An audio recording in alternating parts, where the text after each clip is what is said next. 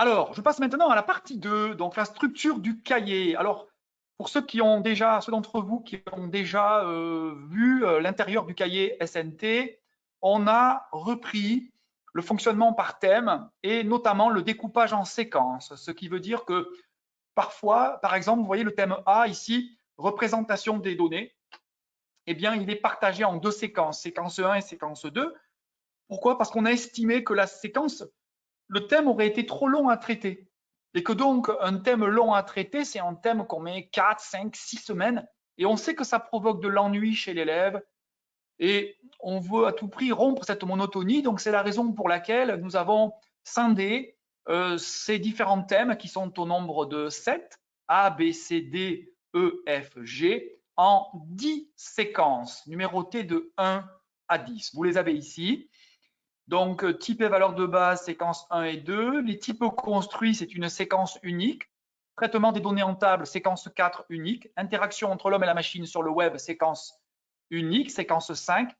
Architecture matérielle et système d'exploitation, bien là, nous avons partagé séquence 6 qui est plutôt architecture de von Neumann et système d'exploitation, et la séquence 7 qui s'occupe de tout ce qui est réseau et interface homme-machine. Séquence thème F, pardon, c'est la séquence 8, langage et programmation, et un thème G qui est relégué ici en fin de cahier, mais tout simplement parce que nous avons souhaité suivre le déroulé exact du bulletin officiel afin que ce soit plus facile pour les enseignants de s'y retrouver. Et donc, cette partie algorithmique qui vient à la fin, mais qui est absolument très importante, c'est la fameuse algorithmique en tant que science science de l'algorithme qui est divisée en deux parties, une séquence 9 qui est plutôt accessible et la séquence 10 avec tout ce qui est dichotomie, recherche dichotomie dans un tableau trié, algorithme KNN et algorithme glouton. Voilà un petit peu l'apothéose quelque part de cette année de NSI en classe de première. Donc, ce qui est important de dire ici, c'est que vraiment toutes les capacités attendues du BO, on les retrouve toutes dans les activités. Donc ça, c'est vraiment essentiel. Une activité ne sera pas traitée dans le dernier exercice d'une séquence. Non, ça n'existe pas dans le cahier. Toutes les compétences officielles sont abordées dans les activités. La structure. Donc la structure du cahier, la structure de chaque séquence. Donc chaque séquence est basée sur la même structure. Donc il y aura toujours une page d'ouverture avec le QCM diagnostic, une page d'histoire des sciences, les pages d'activité, puis nous aurons le cours, puis nous aurons les exercices. Une fois que les exercices auront été faits, l'élève sera à même de se tester avec un QCM qui n'est pas un QCM officiel, mais qui est un QCM dans l'esprit des QCM officiels des évaluations communes. Et finalement, une dernière page dans chaque séquence qui va donc une page pour préparer la terminale avec deux mini-projets que nous proposons et également une préparation donc au grand oral de terminale avec une question où l'élève doit proposer une argumentation et bien sûr cette argumentation doit s'appuyer sur toutes les notions qui ont été découvertes pendant la séquence. Voilà. On trouvera également dans le cahier deux pages sur les bases du langage de Python. Donc ça, c'est vraiment deux pages, un petit mémo, un pense-bête pour retrouver rapidement une petite fonction Python ou une petite instruction Python que l'élève aurait pu oublier au cours de l'année. À la fin du cahier, c'est très important, ce sont les fameuses pages qui permettent de gérer le projet. En effet, je vous rappelle qu'en NSI, un quart de l'année, soit 25% du temps, devrait être consacré donc à la gestion d'un projet. Et donc, nous avons imaginé 10 pages en fin de cahier qui permettent à l'élève de gérer son projet de NSI sereinement avec des étapes qu'il faut franchir de 1 à 10. J'ai envie de dire, et qui met l'élève un petit peu sur la route de l'autonomie. Parce que notre objectif, c'est d'amener l'élève à être autonome. On sait ce que c'est pour un enseignant d'encadrer comme ça de multiples projets. C'est extrêmement difficile. Et on a essayé de bâtir cette séquence de projets donc à la fin du cahier pour que l'élève soit autonome et que finalement l'enseignant exploite complètement son rôle de guide, son rôle d'accompagnateur, pardon. Et oui, ce n'est pas à l'enseignant de faire le projet des élèves. Et donc, c'est ce que nous avons essayé de retranscrire dans ces pages projet. Bon, là, je vais passer un petit peu plus vite sur les… Je vais quand même vous présenter ces différentes pages assez rapidement parce que vous allez certainement, si ce n'est pas déjà le cas, recevoir les spécimens dans votre casier. Je sais que les premiers lycées ont déjà reçu les spécimens, donc peut-être que vous l'avez dans les mains. Et je vous laisse bien sûr le soin de feuilleter. J'en profite afin de ne pas oublier que si vous avez des questions demain, après-demain, vous pouvez envoyer un mail donc à l'adresse contact@cahier-nsi.fr et là, nous pourrons directement vous répondre. Alors, la page d'introduction, vous avez la page qui est à droite ici. Donc, cette page d'introduction, on va retrouver une photo qui pourra être un élément déclencheur, peut-être l'occasion d'introduire le sujet. On retrouve une ou deux anecdotes, des anecdotes qui sont bien sûr en lien avec la séquence. Et puis en bas, on a repris quelque chose qu'on trouvait déjà dans le cahier SNT, qui était la petite frise historique. Pour avoir quelques repères, je crois que c'est toujours bon de faire un petit peu d'épistémologie, c'est-à-dire de se poser, de répondre à la question finalement d'où ça vient, hein, pourquoi on fait de l'algorithmique. Je vous présente la séquence 9 puisque c'est la séquence de démonstration que vous pourrez retrouver sur les différents sites web. Donc ça, c'est la page d'intro. La page qui fait face à la page d'intro, c'est la page d'histoire. Alors, cette page d'histoire, donc, il y a une page d'histoire par séquence, puisqu'il y a 10 séquences, il y a donc 10 pages d'histoire. Alors ça, c'est vraiment la nouveauté par rapport au cahier de seconde, puisque nous devons aborder l'histoire des sciences en NSI, mais comme vous l'avez remarqué, si vous êtes enseignant de NSI déjà, eh bien vous savez qu'il n'y a pas d'évaluation sur ça. Mais il est néanmoins écrit dans le programme officiel que nous devons faire de l'histoire. Alors, quoi de mieux qu'une page d'histoire qui va finalement refaire de l'histoire, mais c'est jamais ennuyeux. On a essayé de faire des dates, on a essayé de mettre des images, on a essayé, mais on y est, je pense, je l'espère, parvenu, avec à chaque fois 2-3 questions en bas de page, des questions qui sont faciles, dont les réponses sont très souvent dans le texte qui est juste au-dessus. Donc, un questionnement, s'interroger, typiquement une séance d'histoire des sciences, une petite activité d'histoire des sciences va être faite en 15 à 20 minutes. Il est même possible de la donner à faire à la maison et de se contenter de corriger ces 3 questions d'histoire des sciences au début d'un cours. Ça fait une très bonne introduction et ça permet de traiter le programme officiel et surtout de ne pas passer 1 heure en classe entière à faire de l'histoire. Donc, quelque chose qui est intéressant, quelque chose que nous avons voulu léger, toujours facile à découvrir, facile à lire et facile à comprendre. Bien sûr, en gras, je l'ai bien écrit en gras, le contenu de ces pages fait partie du programme. Évidemment que ce ne sont pas des pages d'histoire pour dire nous faisons de l'histoire. Non, nous vous proposons d'aborder dans ces pages d'histoire des éléments qui sont explicitement au programme de NSI. Ça veut dire que quand vous commencez à faire l'histoire des sciences avec vos élèves, eh bien, quelque part, vous avez déjà commencé à travailler la séquence avec vos élèves. Alors, voilà. D'ailleurs, je vais vous faire un bref survol de ces pages d'histoire. Alors, dans la première page, première séquence, nous parlerons de comptage numérique et nous reverrons un petit peu la numération de position qui a été introduite par les Babyloniens. Deuxième séquence, nous parlerons d'encodage des caractères avec le fameux code ASCII, la norme ISO 8859-1 qu'on appelle latin 1, l'Unicode. Également, nous parlerons d'UTF-8. Troisième séquence, nous parlerons du langage Python, car on ne pouvait pas ne pas parler de Guido van Rossum, le développeur donc de Python, et de quelque part, parler un petit peu des spécificités du langage Python. Ensuite, nous aborderons en séquence 4 l'histoire des bases de données, d'où ça vient, à quoi ça sert, à quoi servaient les premières bases de données. Séquence 5, nous parlerons de l'histoire du web. Ça, c'est pour faire référence au thème qui s'appelle donc interaction homme-machine sur le web. Donc, d'où vient le web? Qu'est-ce que c'est? Est-ce que c'est si vieux que ça ou est-ce que c'est plutôt une découverte récente? Séquence 6, nous parlerons d'architecture matérielle et notamment la fameuse architecture de von Neumann qui n'est pas facile à enseigner, mais vous découvrirez, nous avons proposé quelque chose d'à la fois, je pense, très accessible et assez léger pour une partie du programme qui peut devenir rapidement extrêmement lourde et délicate à enseigner. Le réseau Internet, bien sûr, avec la naissance donc des premiers réseaux, années 1960 aux États-Unis. Les langages de programmation avec le premier compilateur, l'apparition du langage basique, de l'instruction GoTo, hein, le fameux GoTo qui nous permet d'aller dans une certaine ligne du programme et qui n'existe plus dans les programmes, dans les langages de programmation modernes.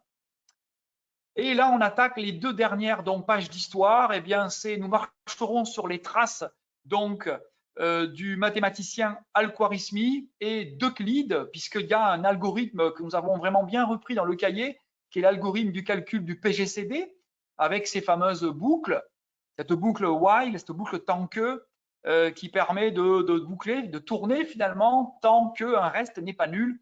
On était obligé de parler de ça et nous découvrons dans cette activité comment finalement on va passer de l'algorithme au programme. C'est-à-dire que ce qui se cache derrière tout ça, je vous en parle un petit peu, c'est qu'on ne voulait surtout pas que l'élève confonde l'algorithmique et la programmation.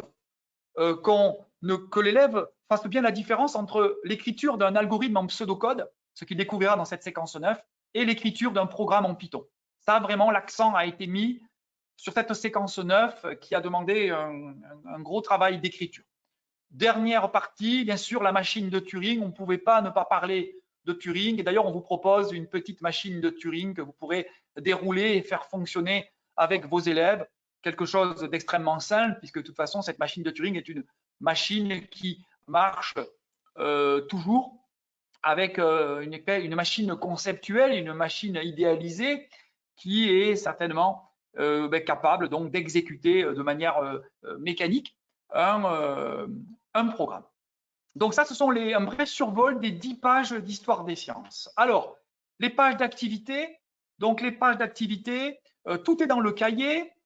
Ici, j'en profite pour vous faire remarquer qu'à droite, vous voyez donc des réponses qui sont en rose fuchsia. C'est parce que ça, c'est le cahier, c'est le spécimen enseignant. Bien sûr, quand vos élèves recevront leur cahier, eh bien, il n'y aura pas ces parties en rose, il y aura des pointillés qu'ils devront compléter par eux-mêmes. Donc, des images, des organigrammes quand il faut, des algorithmes que l'on peut dérouler à la main. Je vous le dis là, et je ne le répéterai pas dans les pages qui vont suivre pour gagner un petit peu de temps. Il y a beaucoup d'endroits où on a insisté sur le fait que l'élève devait dérouler un algorithme à la main pour comprendre la modification des variables au fil des boucles, au fil des tours de boucle. Et c'est pour ça que souvent, il y aura comme ça des petits tableaux que l'élève doit compléter par lui-même. Des pictogrammes, donc par exemple ici vous avez le logo Python, ce qui veut dire qu'on a besoin de la console Python pour pouvoir finir l'activité. Ici je vois que c'est la question 4. Et puis ici le logo www qui signifie qu'il faut avoir un accès à Internet pour faire l'activité. Je le redis, mais je pense que vous l'avez compris, toutes les capacités du programme officiel sont introduites dans les activités. Ça veut dire qu'à la limite, si vous ne faites, c'est un petit peu tiré par les cheveux, mais si vous ne faites que les activités de chaque séquence, eh bien, vous avez abordé avec vos élèves l'intégralité de toutes les capacités attendues du bulletin officiel. Je crois que ça, c'est assez remarquable parce que c'est un petit peu l'ADN du cahier Bordas. C'est la même chose d'ailleurs que sur le cahier SNT. C'est quelque chose que nous avons gardé parce que nous pensons que c'est très bien, que c'est une très bonne chose. Pas question d'aller cacher une compétence, une capacité attendue dans l'exercice 8 de la séquence 4, parce que ça serait dommage que l'élève passe à côté et qu'il ne voit pas, et qu'il ne découvre pas cette capacité attendue du BE. Les pages de cours, alors les pages de cours colorées avec des illustrations, des exemples, beaucoup d'exemples. Toutes les capacités attendues, bien sûr, sont retraitées dans le cours. Et là, vous avez en bas à droite le fameux « ce qu'il faut savoir et savoir faire » en lien direct avec les items du BO. L'élève peut d'ailleurs les cocher au fur et à mesure que le cours progresse. Donc ça, c'est ni plus ni moins stricto sensu que l'extrait des capacités attendues du BO. Les pages d'exercice, donc nous avons, voilà, en pensant à ces élèves qui ne sont pas forcément des élèves de maths physique NSI, pas forcément avec un profil très scientifique, qui feront peut-être pas spécialité NSI en terminale, eh bien, nous avons donc rangé les exercices par difficulté croissante en les classant avec des étoiles. Ce qui veut dire que les exercices une étoile sont vraiment abordables par tous les élèves, tandis que les exercices 3 étoiles, et là je peux vous le certifier, sont vraiment des exercices qui vont donner du fil à retordre à l'élève. Ce qui veut dire que ces exercices classés 3 étoiles, ils sont difficiles. Mais bon, c'est de la véritable informatique. C'est ce qu'on attend d'un élève qui fait de l'informatique. Un enseignant pourra envoyer un élève de très bon niveau se frotter à ces exercices 3 étoiles qui sont vraiment difficiles. Mais ça, c'est un parti pris. Voilà, il en fallait pour tout le monde. Il fallait des choses faciles et accessibles et il fallait des choses plus difficiles pour les élèves qui veulent aller plus loin. On retrouve bien sûr des pictogrammes et voilà pour les pages exercices. Les évaluations communes avec les QCM. Alors, il y a parfois 5 questions, parfois 8, parfois 9. En fait, ça dépend de la longueur des questions. Et là, vous voyez qu'il y a bien sûr des lettres qui sont entourées. Je vous rappelle que ce sont donc les bonnes réponses et qu'elles sont entourées en rose puisqu'il s'agit là, je vous la présente, de la version enseignant. Alors, ensuite, la dernière page de chaque séquence, oui, eh bien, ce sont les 2 mini-projets, proposition 1, proposition 2. Si vous voulez lancer vos élèves sur des mini-projets, nous vous proposons donc un challenge avec quelque chose de très détaillé, beaucoup d'étapes à suivre. Vous voyez ici, dans cette proposition 1, il y a 9 étapes. Et donc, l'élève va pouvoir aborder les étapes les unes après les autres. Voilà. En toute fin de la séquence, eh bien, c'est le paragraphe « Apprendre à argumenter » qui correspond donc à la préparation au grand oral. Et je vous lis la question. Étant donné la rapidité des ordinateurs actuels, trouvez-vous pertinent de s'intéresser au coût temporel d'un algorithme? Donc là, pour répondre à cette question, l'élève va devoir aller chercher des arguments dans son cours, dans les activités, dans le cours, dans les exercices, peut-être des recherches sur le web, et va devoir donc structurer un petit peu sa réponse de manière à présenter les points importants d'un argumentaire, puisque c'est quand même ce qu'on attend en terminale au niveau du grand oral, c'est que l'élève soit capable d'argumenter, de justifier, d'expliquer pourquoi il a choisi tel ou tel sujet de grand oral. Alors, le mini-projet à la fin, ce sont 10 pages pour préparer le projet, pour s'organiser, pour que l'enseignant puisse également suivre l'avancement du projet, pour préparer son dossier et pour préparer également une éventuelle présentation de ce projet à l'oral. Il y a donc 10 pages qui ont été proposées. Par exemple, je peux vous montrer ici la première, c'est le tout début, c'est proposer un sujet de projet. Très difficile de trouver un sujet et nous avons voilà, essayé de mâcher, de préparer un petit peu le travail. Alors le thème principal, question 1, a-t-il été traité pendant l'année? Ben voilà, simplement ça. Si l'élève fait un projet et que ce projet fait référence à des notions qui n'ont pas été vues pendant l'année, imaginez la difficulté pour l'élève et pour l'enseignant. Le projet nécessite-t-il une interface graphique? Question 3. Et oui, parce que si l'élève, le premier jour du projet, veut faire un jeu avec une interface graphique en 3D, eh bien là déjà, cette question, c'est une des questions de faisabilité. Cette question est déjà là, un petit peu comme un garde-fou pour faire comprendre à l'élève que peut-être son projet est trop ambitieux et qu'avant de faire une interface graphique, eh bien, il va pouvoir se contenter de tout simplement faire un jeu ou quelque chose en mode console et que c'est déjà bien avant d'implémenter une solution graphique. Voilà. Vous voyez, rien que ces 2 questions que je viens de vous dire sont vraiment des problèmes épineux qui font que parfois les élèves se lancent dans des projets qui ne sont pas à leur niveau. Et donc, simplement pour vous dire que nous avons imaginé ces pages de projet pour développer l'autonomie de l'élève et que l'élève soit en mesure, accompagné par son enseignant, d'être réaliste par rapport à ses capacités et qu'il y ait comme ça une véritable réflexion qui soit menée entre l'élève, le groupe de l'élève, un groupe de 3, un groupe de 4 élèves maximum, et l'enseignant qui, lui, quand même, va devoir encadrer ce projet. Voilà, alors en résumé, je vous ai préparé un petit camembert, là, regardez. Donc, le nouveau cahier de NSI, c'est quoi? C'est 60 pages, alors 192 pages, donc c'est 60 pages d'activité, c'est 30 pages de cours, c'est 40 pages d'exercices classés par niveau avec des étoiles, c'est 10 pages d'histoire des sciences, c'est 10 frises chronologiques, 10 QCM de type évaluation commune, plus d'autres QCM qui sont disponibles sur le site des éditions Bordas. C'est 20 mini-projets, puisqu'il y a 2 mini-projets par séquence. C'est 10 pages de gestion de projets qui doivent représenter un quart de l'année. C'est 5 pages de présentation au grand oral. Et c'est, je l'ai mis en rouge, mais c'est quand même important, et c'est ce que je vais vous présenter maintenant, c'est 20 applications web. Voilà. Donc, ça veut dire quoi? Ça veut dire que les activités, le cours et les exercices, comme vous le voyez à droite ici sur le camembert, représentent à elles seules 3/4 du contenu du cahier en termes de nombre de pages, à peu près. Voilà, environ, parce qu'il y a les pages de garde, il y a les présentations, il y a le titre. Donc, c'est à peu près 3/4. Voilà. Les projets et les mini-projets représentent quand même près de 9 à 10% des pages, ce qui n'est pas négligeable. La préparation au grand oral, c'est une petite part, mais qui est tout de même présente et importante. Et les QCM qui sont présents avec, je l'ai déjà dit, l'extension sur les sites web.